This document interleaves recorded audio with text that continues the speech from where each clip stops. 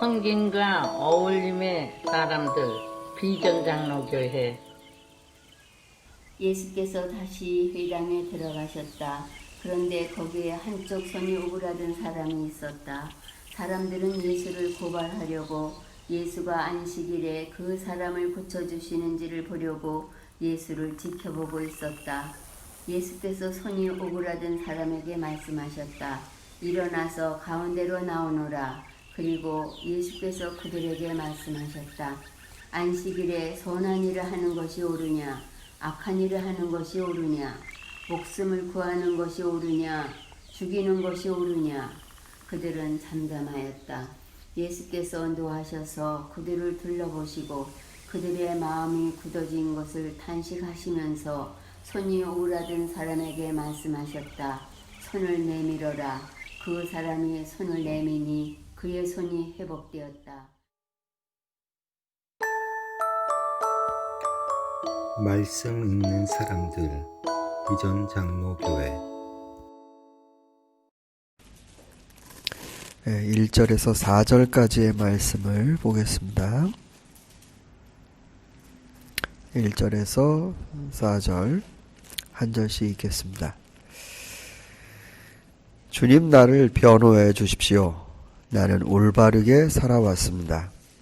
주님만을 의지하고 흔들리지 않았습니다.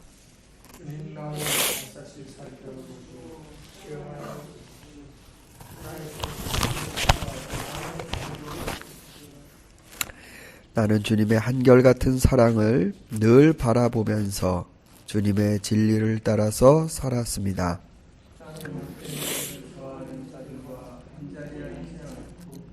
음흉한 자들과도 어울리지 않았습니다.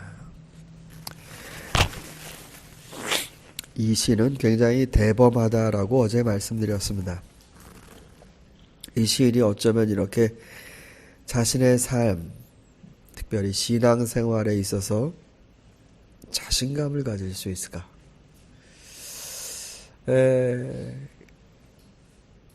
우리들의 어떤 신앙적 정서와는 전혀 다른 이 차원인 것 같은 그런 기도를 드리고 있습니다. 하나님 한번 나를 재판해 보십시오. 하나님이 내 편에 서서 변호해 주시는 게 아니고 하나님이 딱 중립적인 위치에서라도 나를 한번 조사를 해 보십시오. 제가 온전히 살았습니다. 제가 정말로 제 심장과 마음이 주님 앞에 어떠한 모습인지 주님이 직접 한번 확인해 보십시오. 그러나 이것이 그냥 어떤 객기가 아니라는 말씀을 드렸습니다. 이 사람의 삶이 하나님 앞에 지금 객기를 부리는 게 아니라 그는 그렇게 온전함, 이 탐밈, 그 온전함을 하루아침에 날로 먹은 게 아니라 그의 삶 가운데 그가 걷는 길을 통해 확신했습니다.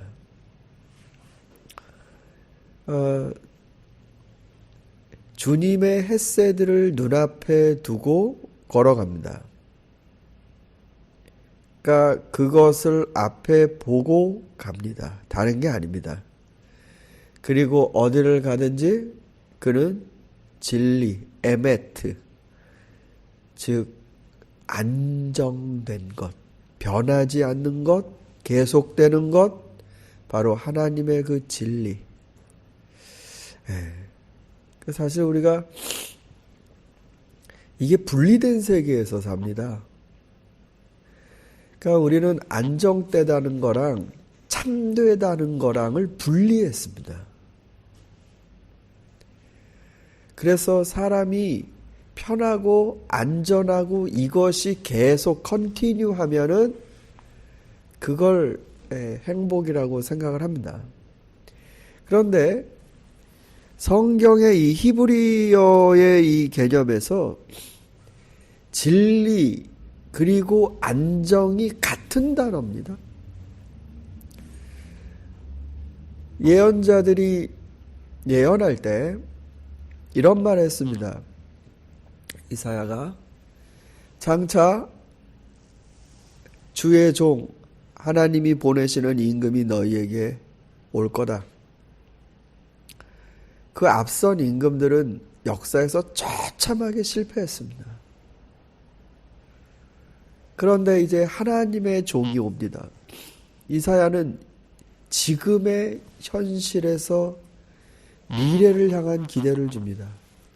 근데 그 종이 어떤 식으로 그러면 무너졌던 왕조의 역사를 극복하는가? 그때 이런 말을 해요. 그는 공의로 평화를 이룰 것이다.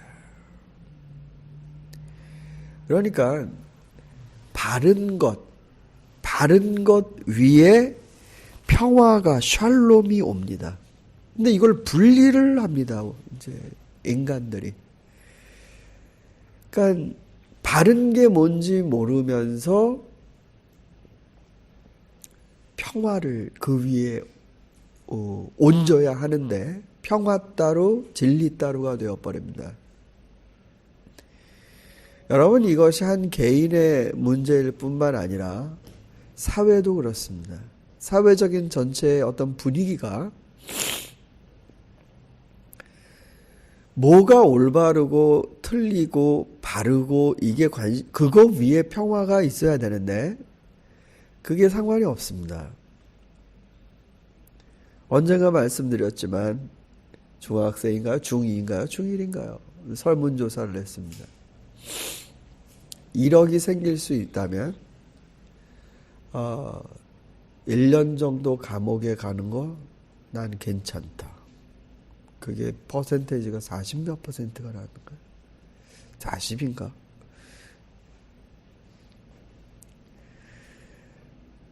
그거는 애들 잘못이 아닙니다. 어른들이 그와 같이 사는 모습에서 그들이 자연스럽게 판단을 내리는 겁니다. 어찌됐든지 10억만 있으면 그 다음부터 인생이 쉬워진다. 어찌됐든지 20억만 있으면 그 다음부터는 아쉽지 않게 산다. 어찌됐든지 내 집 하나 있으면 그 다음부터는 쉬워진다. 어찌됐든지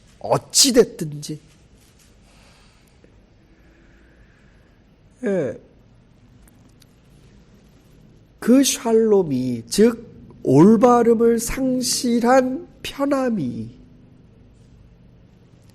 재앙인 줄 모릅니다. 여러분, 지금 그리스 사태를 보십시오. 아니, 그 이전에, 훨씬 이전에 뭐 아일랜드도 그랬고요. 원래 아일랜드 같은 경우도 열심히 사는 사람들이었습니다. 거기는 뭐 정어리 떼가 워낙 많아갖고 그 어업이 아주 융성했었죠. 근데 그렇게 열심히 살던 사람들이 갑자기 주식바람이 불었습니다. 그렇게 해서 수익을 올리는 것보다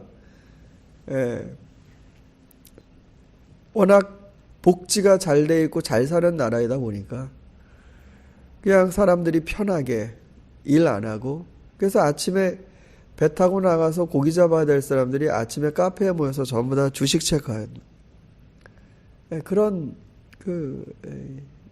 모습들이 결국은 먼저 밑에 있어야 될 걸 상실한 그 안정과 부 한꺼번에 날아옵니다. 그리스도 그렇고요. 이 에메트라는 이 진리 가운데 워크어라운드 한다는 게 이게 얼마나 중요한 건지 모릅니다. 요한은요, 요한복음 1장 기록하면서 예수님이랑 인생을 살아보고 난 다음에 시간이 지나서 이제 뒤돌아보니 바로 그 예수가 누구인지 이제 그 거리가 이제 떨어지다 보니까 그게 뭔지 이제 산이 보이는 거죠. 그 예수님이 누구셨는지. 그러면서 이런 말을 했습니다. 그는 우리가 보매 은혜와 진리가 충만하시더라. 은혜, 진리. 자, 이 시인이 지금 열어보세요. 3절에. 어떻게 이 온전함 가운데 살 수 있는지 3절에 그 제안이 나옵니다. 한결같은 사랑을 늘 바라본다. 이게 은혜예요. 이게 헤세드예요. 이게 헤세드예요. 그리고 진리 가운데 걷는다. 이게 진리입니다. 이게 에메트입니다. 그러니까 여러분 헤세드와 에메트가 같이 갑니다. 이게 같이 간다고요. 진리 없는 헤세드도 아니고 헤세드 없는 에메트도 아닙니다. 같이 갑니다. 그리스도의 모습에서 요한은 그거를 그려냈습니다.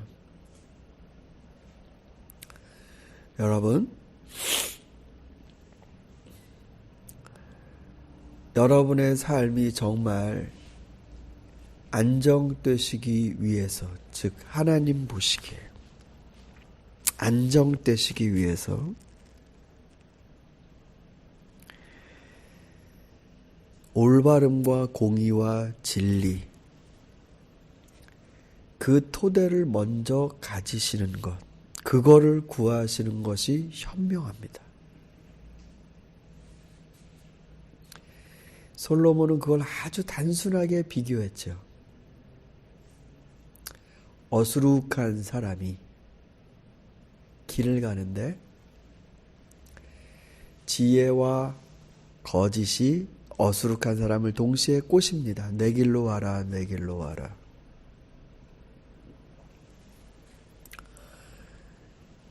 지혜는 자기가 깎은 7 기둥 위에 집을 짓고 자기가 차린 잔치상을 와서 맛보라고 하고 자기가 빚은 포도주를 준비합니다. 거기서 강조되는 단어는 나입니다. 나. 내가 한 이거, 내가 한 이거, 내가 한 이거. 거짓은요, 거의 음녀로 나와요. 음탕한 여인으로 나오는데, 나랑 같이 놀자. 남편은 멀리 여행 갔는데 전대를 두둑히 갖고 갔으니 오래 있다 올 거다. 우리가 가서 이 남이 이 농사 지어 놓은 열매를 따먹자. 그것이 더 맛있다. 아주 단순하지만 정확하게 꿰뚫고 있습니다. 즉 참과 거짓은 결국은 속이 찬 것이냐 아니면 껍데기만이냐라는 걸 구분하는 것. 내가 얼마만큼 거기에 내 책임을 가지고 있냐라는 겁니다. 도둑질 하는데 경찰이 오면 다들 도망가잖아요. 근데 내가 벌어서 내가 땀 흘려서 가진 물건이라면 경찰이 오면 그게 무슨 상관이 있습니까? 어떻게 오셨습니까? 당당합니다. 그런 것 위에 안정이 있어야 하는데 다들 이 경찰이 오거나 심판을 받거나 조사가 벌어지거나 그러면 바빠집니다. 이건 어떻게 덮나? 어떤 식으로 도망갈까? 외국은 괜찮나? 그러니까 인생의 멘탈리티 자체가 흔들리는 겁니다. 도망간다는 것 자체가. 이것 자체가 내가 인생이 지금 불안하다는 겁니다. 이게 생각을 해보세요, 여러분. 돈보따리를 가지고 도망간다는 걸 생각을 해보세요. 이게 나를 지켜줘야 되는데 도망 안 가도록. 근데 도망칩니다. 정치인도. 대통령도 다 흔들리는 거죠. 여러분, 그 진리 위에 여러분의 샬롬을 쌓아가실 수 있기를 바랍니다. 3절 다음 4절에 이어서 말을 하는데 여러분 보세요. 요번엔 부정적인 겁니다. 앞에서는 이랬습니다인데 4절에선 아닌 걸 골라내는 겁니다. 자, 헛된 것을 좋아하는 자들과 한 자리에 있지 아니하고, 예? 무타이 쉐베. 이 샤베라는 말은요, 이게 속이 비었다는 말입니다. emptiness입니다. emptiness. 속이 비었어요. 속이 비었다라는 건 아무 생각이 없다라는 뜻이 아니에요. 그냥 이렇게 바보 같다라는 게 아닙니다. 뭐 멍청한 사람이랑 같이 있지 않는다. 이게 아니고요. 그 사람이 생각하고, 뭐 머리가 빠릿빠릿하게 돌아가고, 막 돈 계산 팍팍 돌아가고, 뭐 해야 되고, 뭐. 그런데 그 사람이 진실을 갖고 있지 않아요. 겉은 멀쩡해 보이는데 속이 빈 그런 사람과 같이 있지 않는다라는 겁니다. 왜 그러죠? 아까 말씀드렸잖아요. 진리 가운데 샬롬이 올라가야 되는데 내 주변에 있는 사람들이 늘 만나서 하는 얘기가 그 속빈 이야기들을 합니다. 알맹이 없는 이야기들, 자기가 없는 이야기들. 여러분, 다른 사람 험담하고 그런 자리를 조심하십시오. 두 종류입니다. 정말 훌륭한 인격을 가진 사람이 다른 이에 대해서 얘기하는 건 정말 귀담아 듣습니다. 훌륭한 인격이란 뭐냐면 아까 말씀드렸죠. 자기가 있습니다. 자기가. 그러니까 내가 못하는데 남이 못한다고 그거를 떠들고 있으면 그건 속빈 이야기입니다. 속빈 이야기. 그 말 속에 남이라는 걸 거대하게 지어놓는 것 같지만 결국은 자기 풍선입니다. 이걸로 뽕 하면 뻥 터지는 거예요. 알맹이가 없어요. 그리고 쉽게 살 생각들만 옆에서 얘기합니다. 쉽게 살 생각만. 여기서 많은 청년들이 여행하려고 옵니다. 한국 가면은 자기 여행 노하우 같은 거 이렇게 막 블로그에 올려서 호주를 이렇게 즐겨라 뭐 이렇게 쉐어하기도 하고 그런 정보가 참 많습니다. 근데 이런 것도 있어요. 차비를 내지 않고 버스 타는 법. 내가 호주 가서 정말 영어 한마디 못 알아듣는 사람 척 했더니 그냥 태워주더라. 그런 말을 이렇게 이제 쉐어하는 겁니다. 샤베 속이 비었습니다.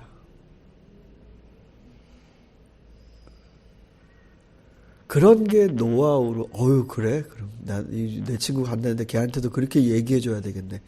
그런 자리에 있지 않는다는 겁니다. 그런 자리에 있지 아니해서 내 마음이 허망한 것으로 인생을 선택할 기회를 내 스스로가 절제하는 것입니다. 이게 어디 젊은 청년들만의 얘기입니까? 성인들 만나면 하는 얘기가 쉽게 돈 버는 거, 뭐 도박,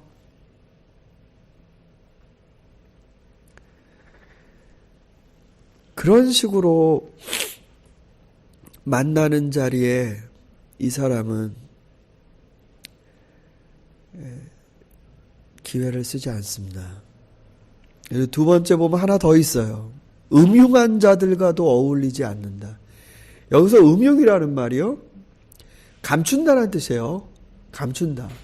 그러니까 이렇게 이게 무슨 음흉하다 그래갖고 뭐 음란 쪽으로 해석하시는 게 아니라 사람이 감춰요. 감춰.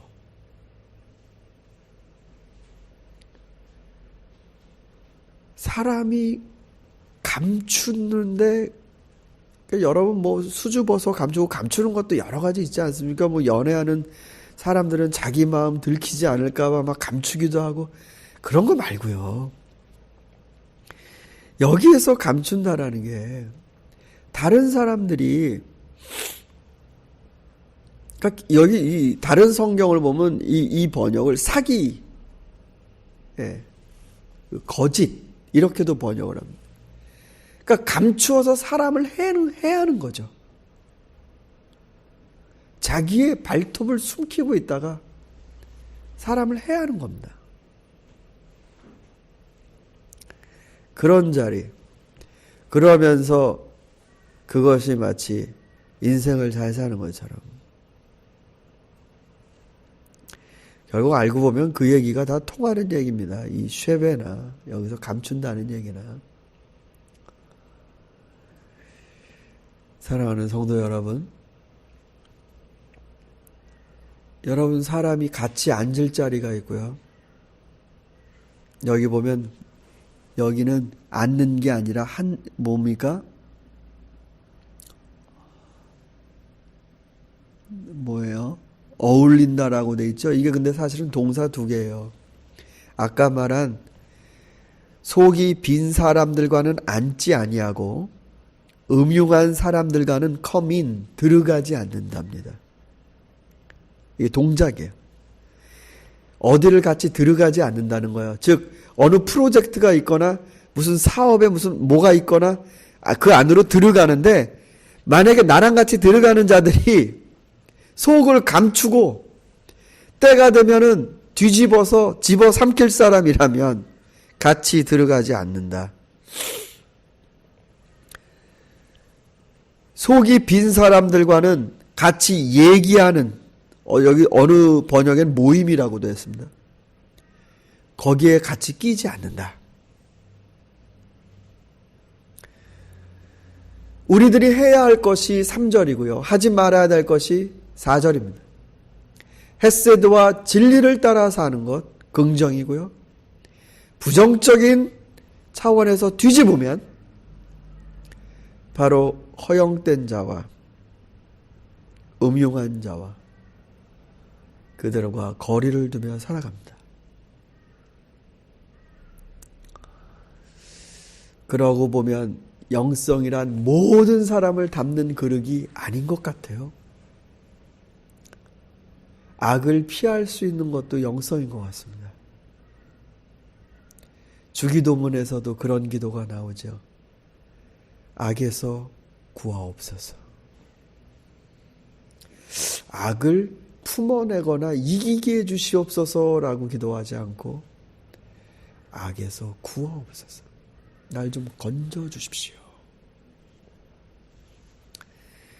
여러분의 오늘 하루 지혜로우셔야 합니다. 하셔야 할 것 있고 피하셔야 될 것 있습니다. 이 말씀의 지혜가 저와 여러분을 오늘 하루만이라도 우리 가슴속에 살아있어서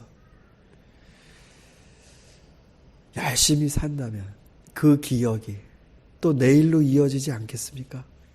내일의 은혜가. 이 말씀에 따라 오늘 여러분도 승리하시기 바랍니다. 우리 같이 기도하겠습니다.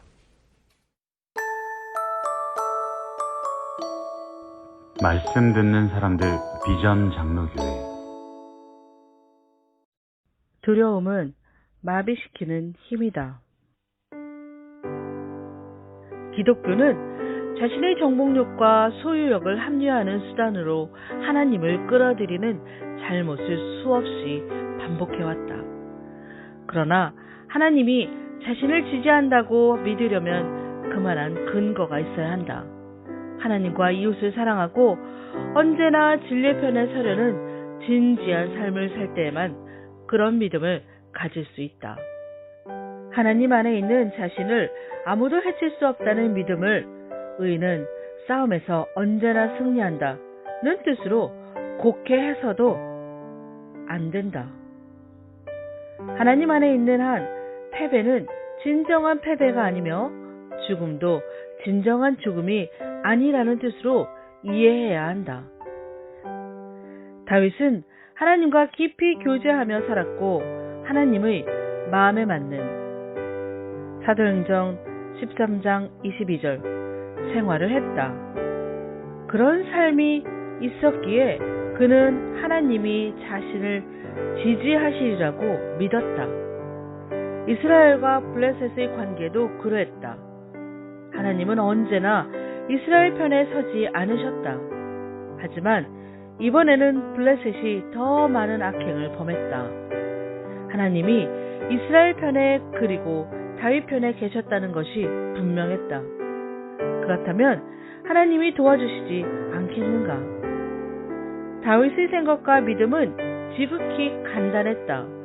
눈에 보이는 형세는 지극히 불리했지만 눈에 보이지 않는 형세는 전혀 불리하지 않았다. 그래서 나섰다. 둘째, 다윗은 이 믿음 때문에 현실을 제대로 볼 수 있었다. 하나님이 내 편이라는 믿음, 그리고 죽어도 죽는 것이 아니라는 믿음은 모든 두려움을 사라지게 했다. 두려움이 없어지자 그는 현실을 제대로 볼 수 있었다.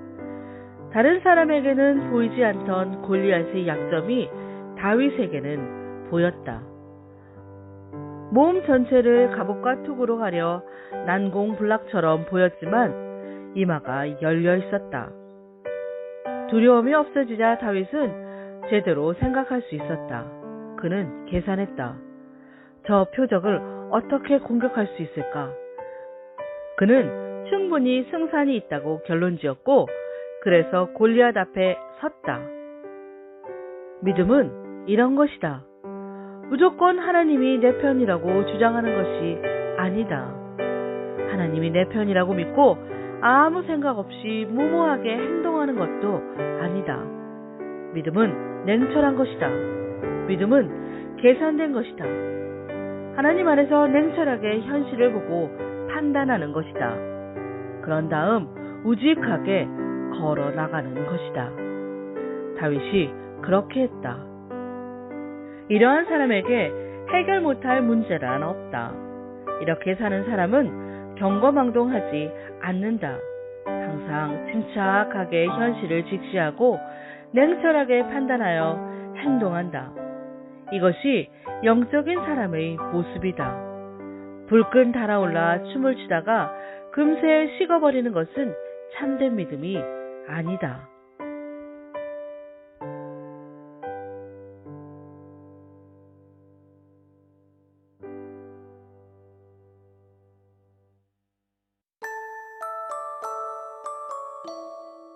책에서 길어내는 영성.